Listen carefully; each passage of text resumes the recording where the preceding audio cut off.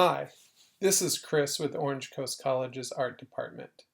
Today we want to take a look at creating a dragon egg using Procreate. The idea here is this is an accompanying technique to the other videos on creating the box of dragon eggs.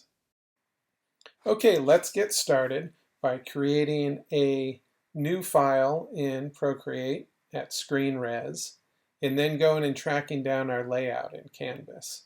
I'm going to copy that file and paste it into our screen res file, enlarge the layout, and then lock it and then start making new layers.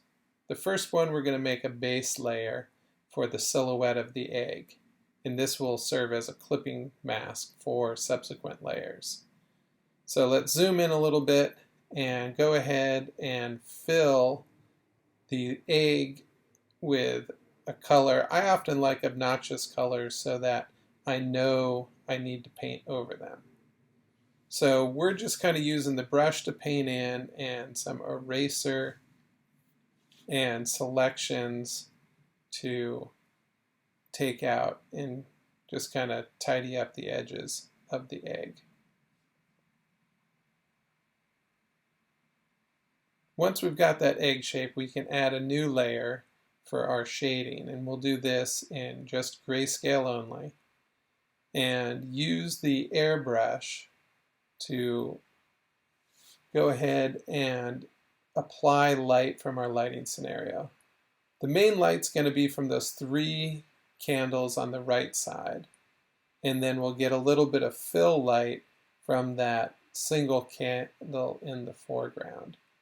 And this will just take a little bit of kind of going back and forth, trying out getting the right size brushes until we can go ahead and light up that egg so that it's 3-dimensional.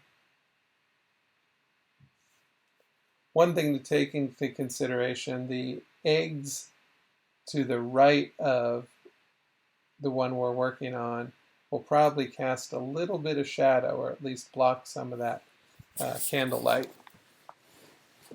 coming in there.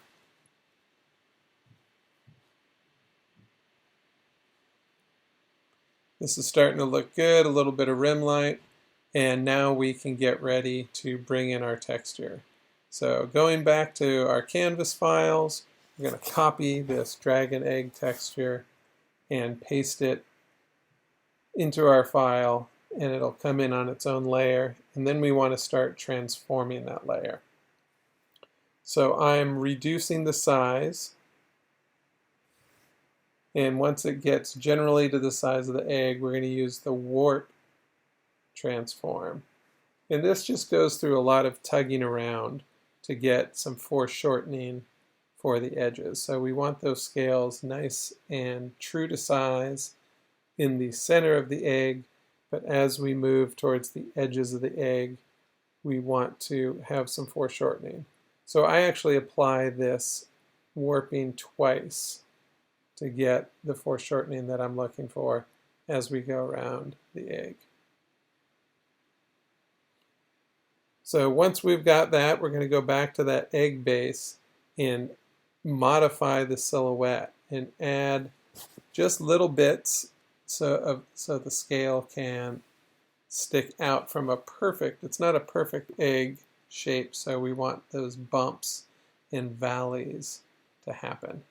And so by being able to go back to the silhouette and edit that silhouette, I don't have to worry about the shading, I don't have to worry about the lighting, because I've got more than enough shading, lighting, and texture. So when I add to the silhouette or subtract from the silhouette, those other layers will inherit that silhouette change. Now we got to go back to our texture layer and change the layer blending mode. We do that by clicking on the letter that indicates the blending mode. So I clicked on the texture layer and I changed the N to M for multiply, and now I'm adding a little bit of extra light. I've added a new layer I've gotten that light yellow from the candlelight. We're using overlay blending mode once I finish applying a little airbrush light to the egg. So it's kind of just going by judgment, what looks right, and you build that judgment over time by studying how light works on form. So it looks like overlay is going to be the best layer blending mode for that light. And there you have it. We're done.